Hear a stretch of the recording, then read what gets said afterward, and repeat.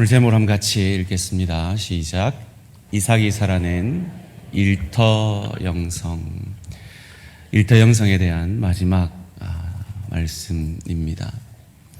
지난 한 주간도 우리 성도님들 치열한 일터 속에서 얼마나 수고 많으셨습니까? 우리는 그 일터 가운데 돈을 벌어야 하기 때문에 일터로 나아갑니다. 그러나 그리스도인들은 그것을 뛰어넘어 삶의 의미를 그 일을 통해 추구합니다. 그러나 그것도 뛰어넘어 사명으로 하나님이 나를 그곳에 보내셔서 하나님을 대신하여 그 일터 가운데 일함으로 하나님이 이 세상을 이롭게 하셨던 것처럼 사랑하셨던 것처럼 그 하나님의 사랑의 통로, 은혜의 통로로 쓰임받는 그것이 일터의 영성이라고 말씀을 드렸습니다.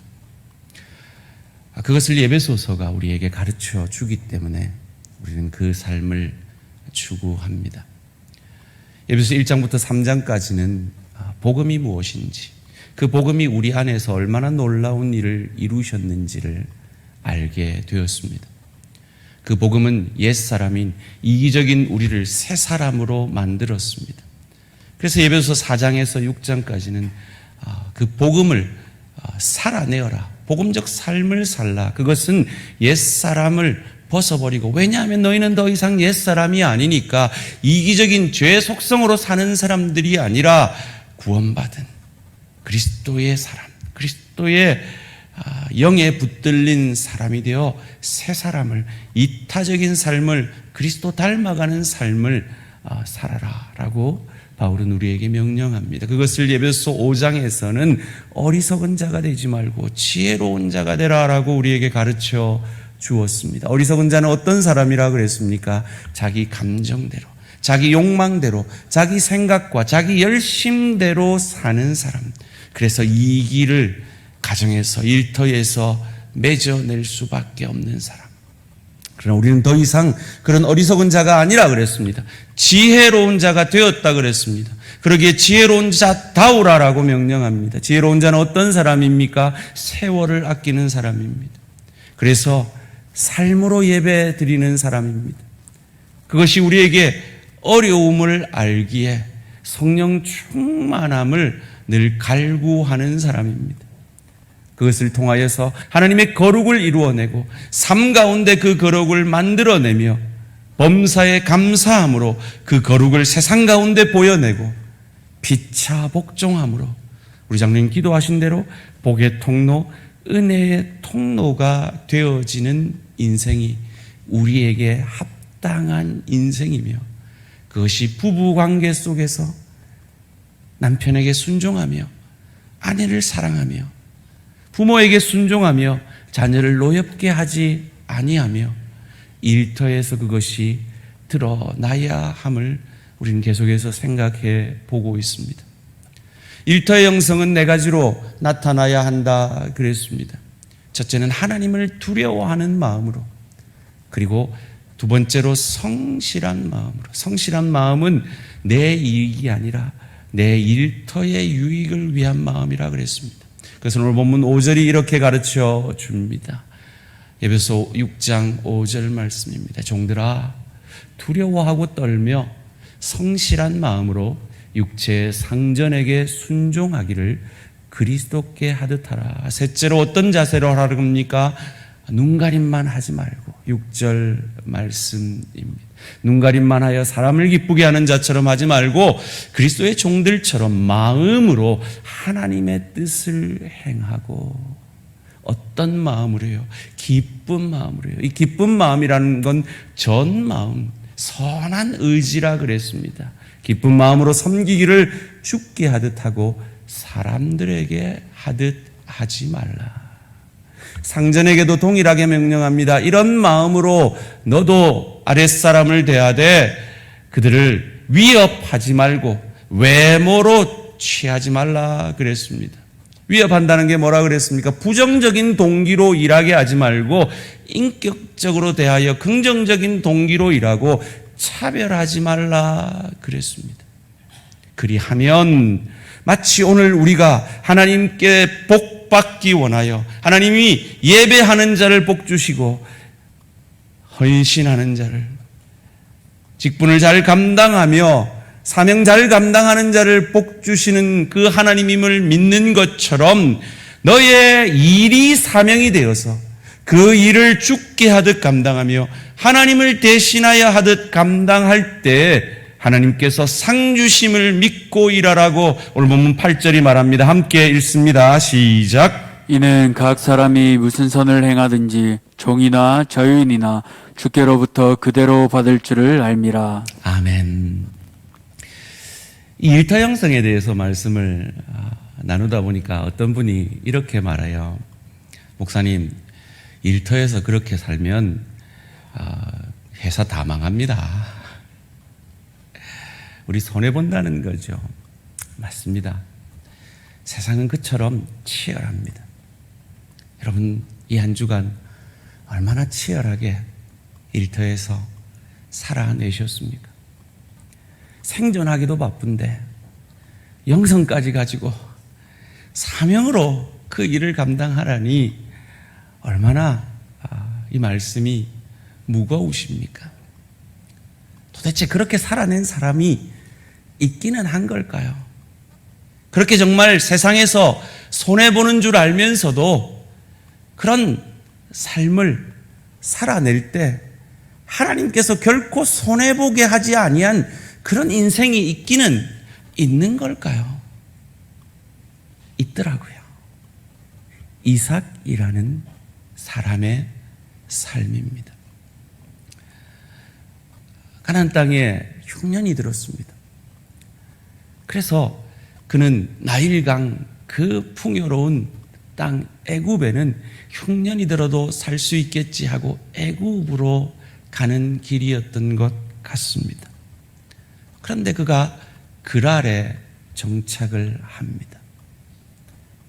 그 그랄에서 세상의 악함을, 세상의 치열함을 이렇게 경험하게 됩니다. 창세기 26장 15절 말씀입니다. 그 아버지 아브라함 때 그 아버지의 종들이 판 모든 우물을 막고 흙으로 메웠더라. 여러분, 그 우물을 뺏었으면 그들이 그 우물이 필요해서 뺏었다 할 수 있습니다. 그런데 메웠다는 건 그냥 미운 겁니다. 마치 여러분들이 일터에서 그냥 나를 미워하는 사람, 여러분 손님들 가운데 그냥 짜증내고 그냥 말도 안 되는 억척을 부리는 사람들을 만나는 것처럼 이삭도 그런 사람을 만났습니다. 더군다나 이삭에게 아비멜렉 왕이 쫓아냅니다. 떠나라 그럽니다. 이어지는 16절 말씀입니다. 아비멜렉이 이삭에게 이르되 내가 우리보다 크게 강성한 즉 우리를 떠나라. 강성하면 싸울 수 있잖아요. 싸워볼만 하잖아요. 그런데 이삭은 그냥 떠납니다. 그랄 골짜기로 말이죠. 17절 말씀입니다. 이삭이 그곳을 떠나 그랄 골짜기에 장막을 치고 거기 거류하매. 먹고 살아야 되잖아요. 물이 필요합니다. 골짜기에 물이 나올까요? 어쨌든 우물을 팝니다. 18절 말씀입니다.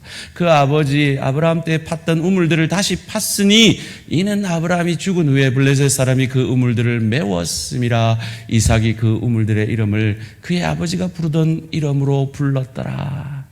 다행히 아버지가 팠던 그 우물을 다시 파니 물이 나옵니다. 감사한 일이죠. 이제 살 수 있습니다. 걱정 없습니다. 그런데 이 그랄 사람들이 쫓아와 괴롭힙니다.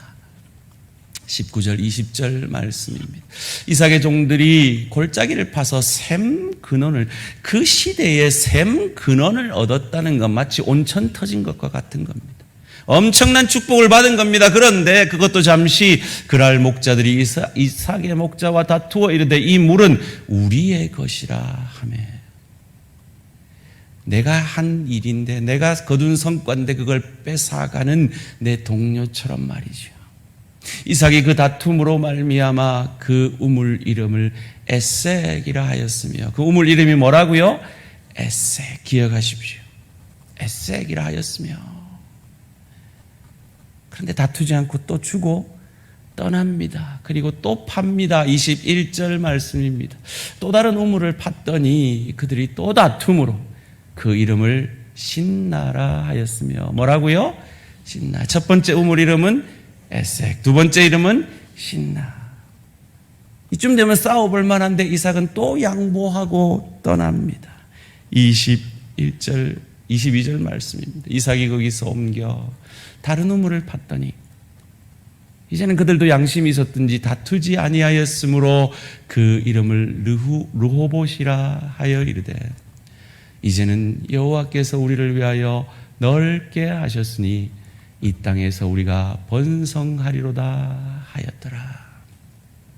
사랑하는 성도님들, 여러분 일터에서 이 에색과 신나의 경험이 있으시죠? 얼마나 힘이 되십니까?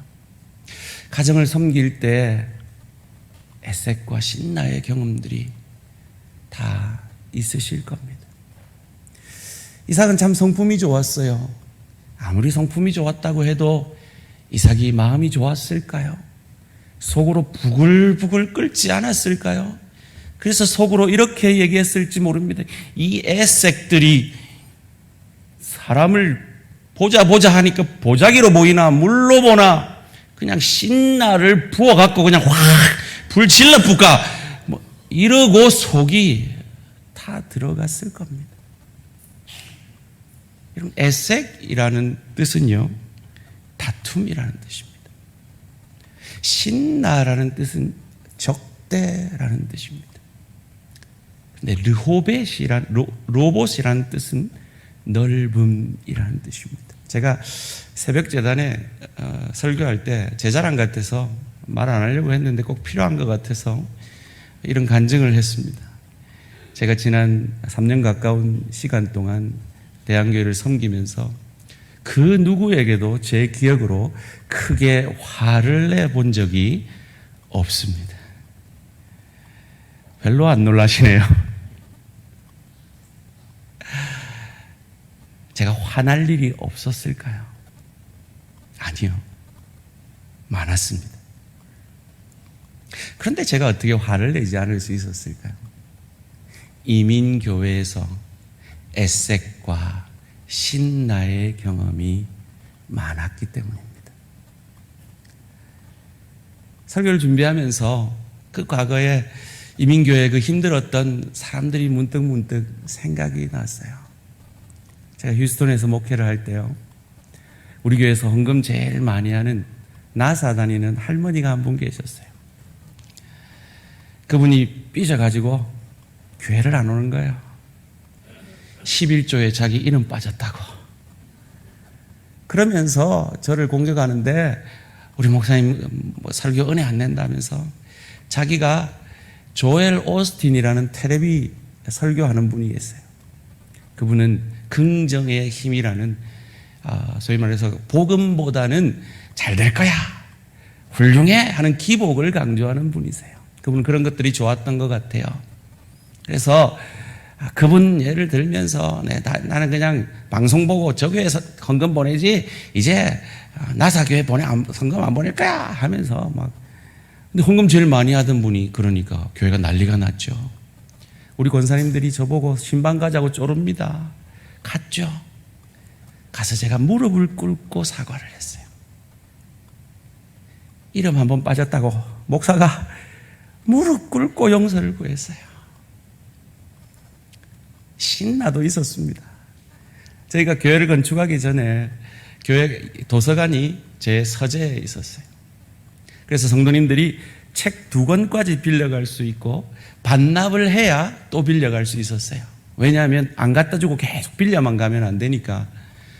근데 어떤 여집사님이 책 빌리러 온 거예요. 그래서 그 기록을 보니까 반납을 안 했어요. 그래서 집사님 반납을 안 하셨네요. 반납하고 가져가세요. 했더니 저를 그냥 세상에 이런 목사가 어딨냐고, 나는 분명히 반납했는데 자기를 거짓말쟁이로 취급한다면서 저를 그냥 공격을 하면서 하시는 말씀이 아무리 내가 두 권 안 가져왔다 하더라도 이 신앙서적은 성도의 신앙에 도움이 되는 건데 그거를 안 준다고 하는 바른 말을 하시더라고요.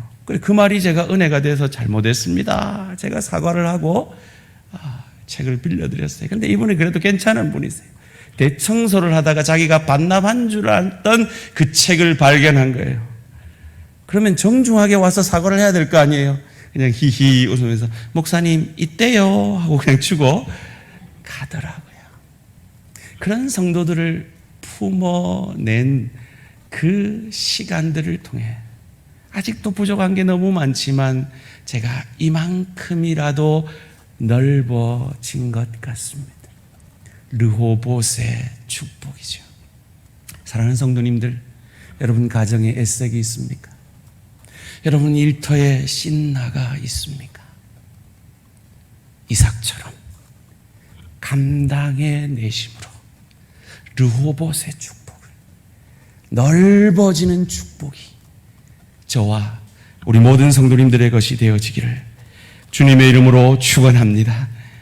하나님이 개척교회 만 27도 안 된 총각한테 하라고 하셨으면 그런 아픔 좀 없게 해주셔야 될 거 아니에요. 그런데 하나님은 풍요의 축복만 내리시는 게 아니라 그런 사람들을 만나서 깊이의 축복을 통해 저를 넓혀 가시더라고요.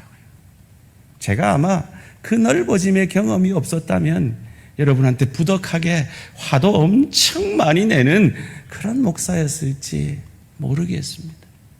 그나마 그 이민교회의 경험이 있었기 때문에 이만큼이라도 제가 잘한 것 같습니다. 여러분을 힘들게 하는 그 애색과 신나가 여러분에게 그 깊이의 축복을 허락하시는 분들인 줄 알고 잘 감당해내시는 저와 우리 모든 성도님들 되시기를 주님의 이름으로 축원합니다. 이삭에게 그 그랄 땅에 머물라고 한 분이 누구신 줄 아세요? 하나님이세요. 원래 이삭은 애굽으로 가려고 했어요. 창세기 26장 1절 말씀입니다. 아브라함 때 첫 흉년이 들었더니 그 땅에 또 흉년이 들매 이삭이 그랄로 가서 블레셋 왕 아비멜렉에 이르렀더라. 원래 목적지는 애굽이었어요. 애굽으로 가는 길에 이곳을 들른 거예요. 근데 하나님이 가지 말래요. 2절 말씀입니다. 여호와께서 이삭에게 나타나 이르시되 애굽으로 내려가지 말고 내가 내게 지시하는 땅에 거주하라. 그게 그랄이에요.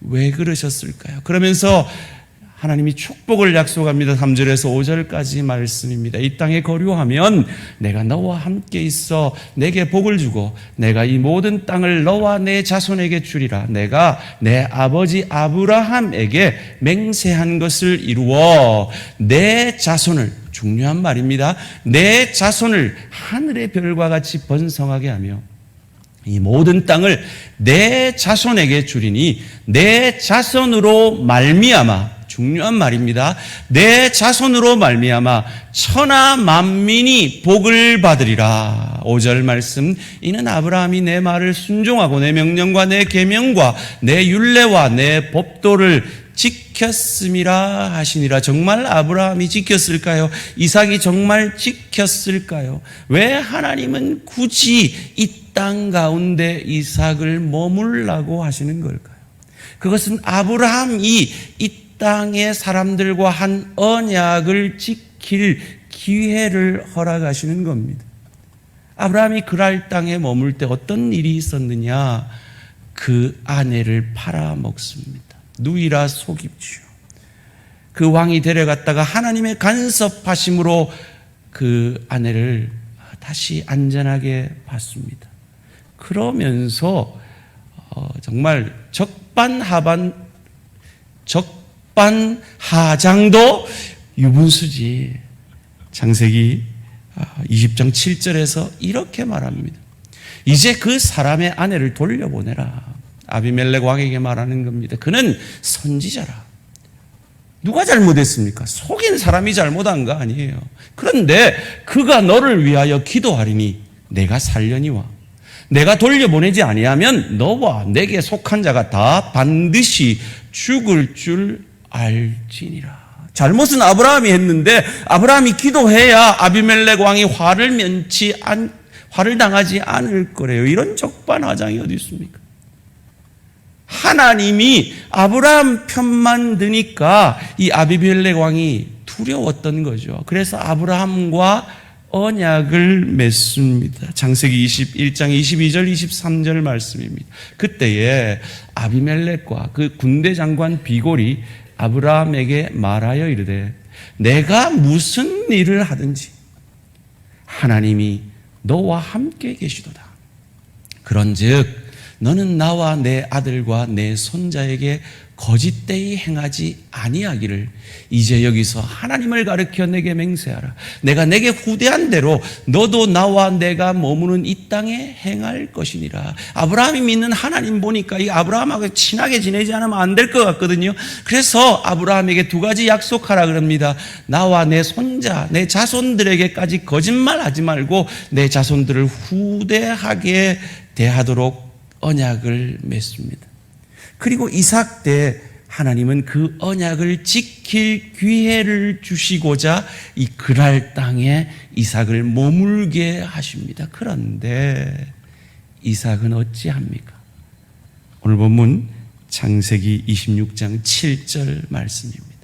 그곳 사람들이 그의 아내에 대하여 물으매 그가 말하기를 그는 내 누이라 하였으니 리브가는 보기에 아랫다움으로 그곳 백성이 리브가로 말미암아 자기를 죽일까 하여 그는 내 아내라 하기를 두려워함이었더라. 즉 아버지하고 똑같이 아내를 누이라고 속입니다. 거짓말하지 않겠다는 그 언약을 지키지 못한 거죠. 그런데 거짓은 시간이 지나면 드러납니다. 이삭이 그곳에 오래 머물렀거든요. 이어지는 8절 말씀입니다.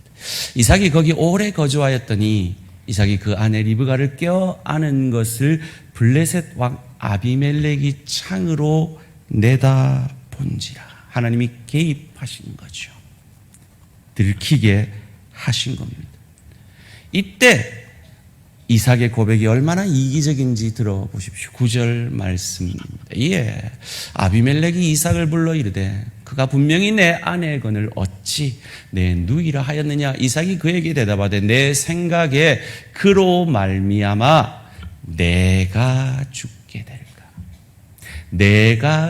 될까 두려워하였음이로다. 얼마나 이기적인 고백입니까? 그런데 이 잘못한 이삭에 대해서 아비멜렉이 함부로 하지 못합니다. 10절 말씀입니다. 아비멜렉이 이르되 내가 어찌 우리에게 이렇게 행하였느냐. 백성 중 하나가 내 아내와 동침할 뻔하였도다. 내가 죄를 우리에게 입혔느니라.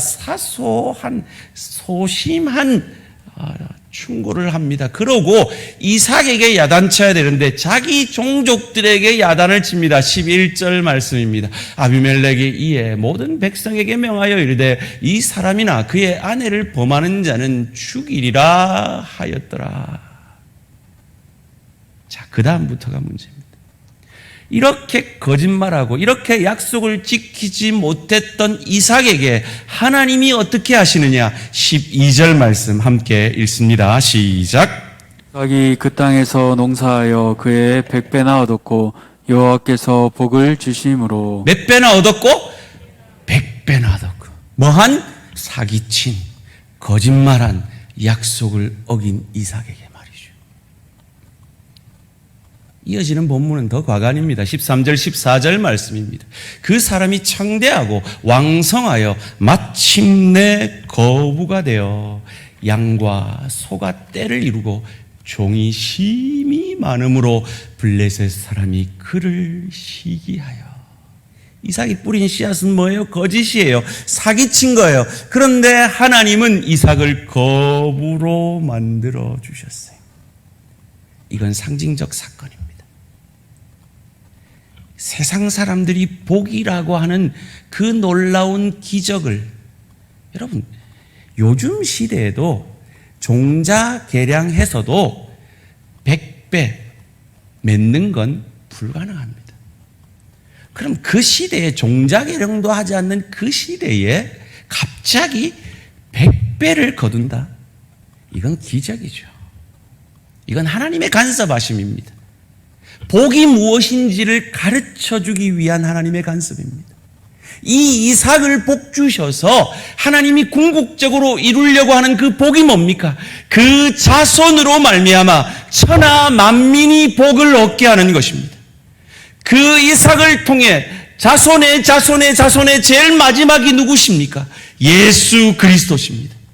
그 예수 그리스도로 말미암아 천하 만민을 복 얻게 하시는 그 상징적 사건으로 이 거짓말쟁이 이삭을, 이 사기꾼 이삭에게 100배의 축복을 허락하셔서 이삭의 자손을 통해서 받을 메시아 그리스도가 세상 가장 귀한 복이며 100배의 거부가 되어지는 것을 복으로 여기는 세상 사람들에게 그깟것 이 복에 비하면 아무것도 아니라는 것을 알게 해 주시는 겁니다. 그리스도 예수를 저주할 자라 아니하고 나의 구주 나의 하나님으로 고백케 함으로 하나님의 자녀가 된 천국 백성 된 저와 여러분이 이삭이 받은 이 말도 안 되는 복을 받은 사람인 것을 믿으시기를 주님의 이름으로 축원합니다. 그 복을 우리가 받았기에 어찌 해야 할까요? 결국 이삭은 그랄을 떠나 브엘세바로 올라갑니다. 23절 말씀입니다. 이삭이 거기서부터 브엘세바로 올라갔더니 그곳에서 하나님이 이삭을 다시 만나 주십니다. 24절 말씀. 그 밤에 여호와께서 그에게 나타나 이르시되 나는 내 아버지 아브라함의 하나님이니 두려워하지 말라. 왜 두려워하지 말라 할까요? 두렵거든요. 돈이 있으면 두렵지 않을까요? 아니요. 더 두려워요. 이삭에게 두려워 있는 이삭에게 두려워하지 말라 그럽니다. 내 종 아브라함을 위하여 내가 너와 함께 있어 내게 복을 주어 내 자손이 번성하게 하는 것. 그 마지막 자손 예수 그리스도를 통해 천하 만민이 복을 얻게 되어지는 그 축복을 이삭에게 약속하고 계신 겁니다. 이 은혜 때문에 이삭이 어떻게 하느냐? 예배드립니다.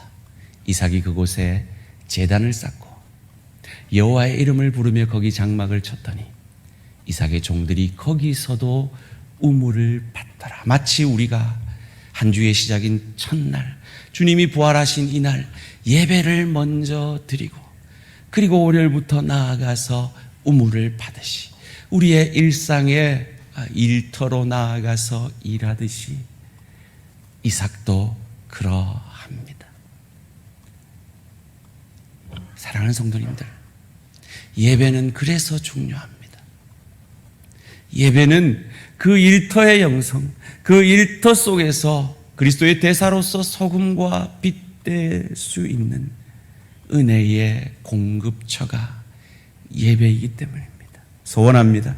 우리 대항해 가족들, 그 예배에 목숨을 걸므로 일터의 영성의 사람들로 서가시는 저와 우리 모든 성도님들 되시기를 주님의 이름으로 축원합니다. 그 예배 후에 아비멜렉 왕이 찾아옵니다. 26절 말씀입니다. 아비멜렉의 그 친구 아우삭과 군대 장관 비골과 더불어 그랄에서부터 이삭에게 온지라. 여러분 같으면 어떻게 하시겠어요? 자기 내어 쫓은 자기 우물 다 뺏은 그 나라의 왕과 사람들이 오면 어떻게 하겠어요? 이삭은 착한 사람이라 소심하게 튕깁니다. 27절 말씀입니다. 이삭이 그들에게 이르되 너희가 나를 미워하여 나에게 너희를 떠나게 하였거늘 어찌하여 내게 왔느냐? 여러분 소심하게 튕기는 게 느껴지십니까? 그때 아비멜렉 왕이 이렇게 얘기합니다. 내가 너한테 온 건 네가 두려워서가 아니라 네가 믿는 하나님이 두려워서야. 28절 29절입니다. 그들이 이르되 여호와께서 너와 함께 계심을 우리가 분명히 보았으므로 우리의 사이 곧 우리와 너 사이에 맹세하여 너와 계약을 맺으리라 말하였노라. 너는 우리를 해하지 말라. 이는 우리가 너를 범하지 아니하고 선한 일만 내게 행하여 내가 평안히 가게 하였음이니라. 이제 너는 여호와께 복을 받은 자니라. 사랑하는 성도님들, 저와 여러분이 세상 가운데 복을 이미 받은 자로 서 계심을 믿으시기를 주님의 이름으로 축원합니다. 세상 그 어떤 부로도 줄 수 없는, 그 어떤 명예로도 줄 수 없는 구원의 복, 복음을 이미 믿어지는 이 구원의 복을 우리가 받은 자임을 믿으시기 바랍니다. 그리고 그 세상 가운데 넉넉함으로 다가서시기 바랍니다. 이삭이 그러했습니다. 그들을 후대합니다. 30절 31절 말씀입니다. 이삭이 그들을 위하여 잔치를 베풀매 그들이 먹고 마시고 아침에 일찍이 일어나 서로 맹세한 후에 이삭이 그들을 보내매 그들이 평안히 갔더라. 사랑하는 성도님들, 일터에서 참 힘이 드시죠? 참 그리스도의 사람으로서 그 일터에서 소금과 빛 된다는 것, 그저 돈을 위해 일하는 게 아니라, 그저 삶의 가치를 위해서 일하는 것이 아니라 하나님을 대신하여 사명으로 그 일을 감당한다는 것, 결코 쉬운 일이 아닐 것입니다. 특별히 신나와 에셋의 경험들이 아마 일터 가운데 있으실 겁니다. 그 경험들을 통해서 오늘 본문의 이삭처럼 르호봇의 축복이 여러분의 마음의 지경이 넓어지고, 여러분의 믿음의 지경이 넓어지고, 여러분의 선한 영향력의 지경이 넓어지고, 피차 복종함으로 복의 통로, 은혜의 통로가 되는 지경이 넓어질 때 기억하십시오. 믿으십시오. 하나님이 반드시 여러분의 일터를, 여러분의 사업을, 여러분의 가정을, 여러분의 자녀들을 책임져 주실 것임을 믿으시기를 주님의 이름으로 축원합니다. 그렇게 후대하여 보낸 이후에 어떤 일이 일어납니까? 32절 말씀 함께 읽습니다. 시작. 그날에 이삭의 종들이 자기들이 판 우물에 대하여 이삭에게 와서 알려 이르되 우리가 물을 얻었나이다 하매. 성령 충만함으로 피차 복종함으로 세상 가운데 소금과 빛 되어 유익게 하시려는 여러분의 사업, 여러분의 일터, 여러분의 가정 가운데 물을 얻었나이다의 축복이 있어지시기를 주님의 이름으로 축원합니다. 우리 성도님들 참 나름 간증을 들으면 참 은혜가 돼요. 제가 우리 성도님들한테 간증을 들을 때 제일 많이 들었던 두 가지 표현이 있습니다. 하나는요, 여러분에게 익숙한 표현일 거예요.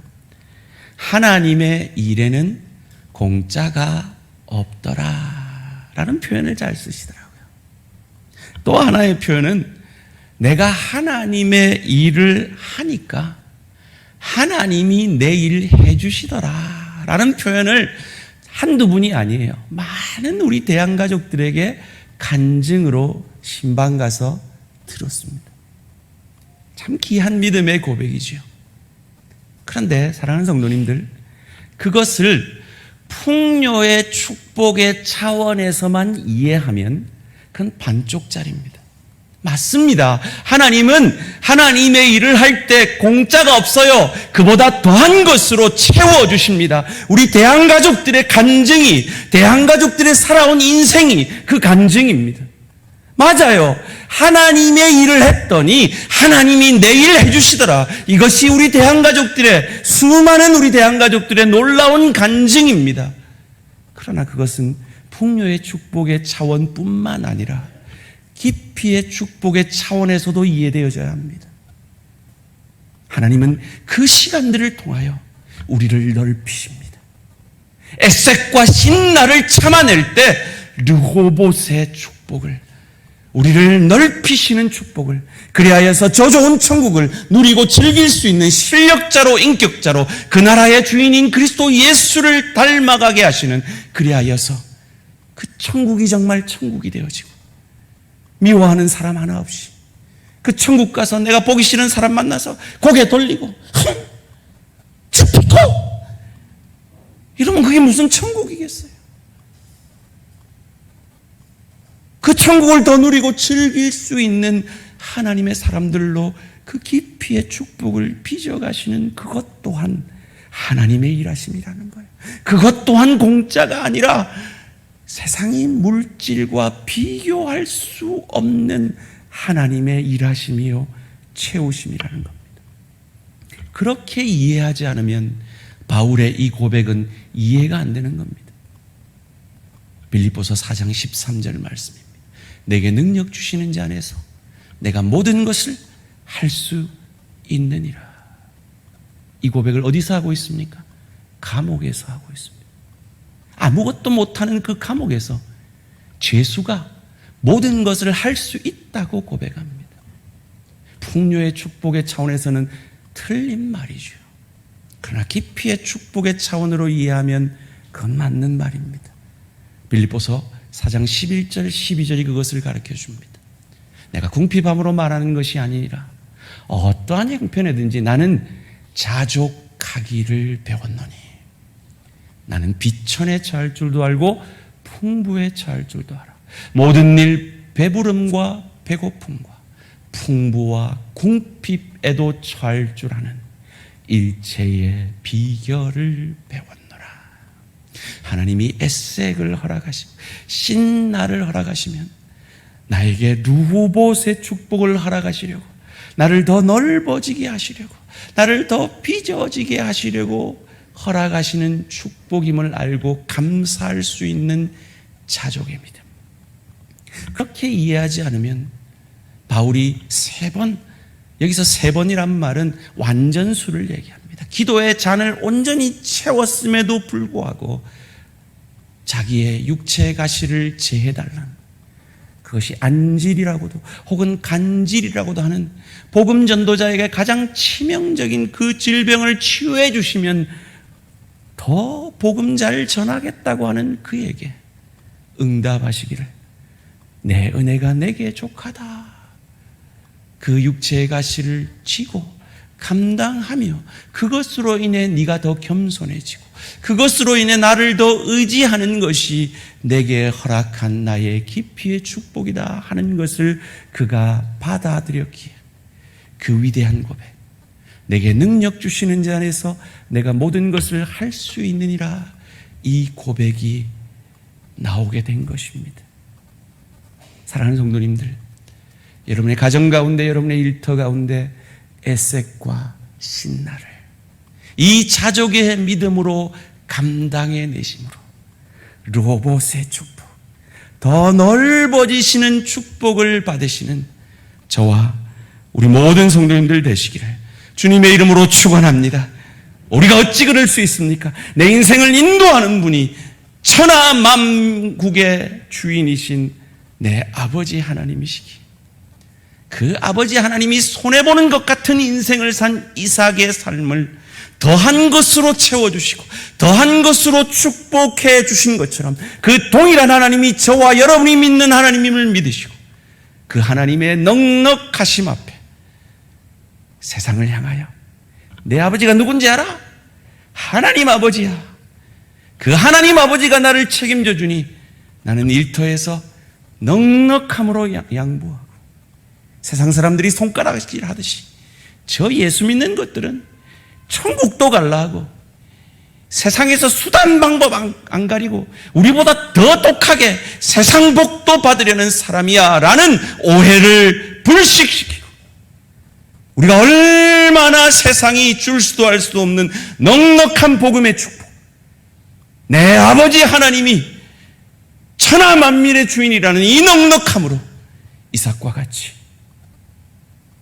양보하며 섬김으로 복의 통로, 은혜의 통로가 되어지는 저와 우리 모든 성도님들 되시기를 주님의 이름으로 축원합니다.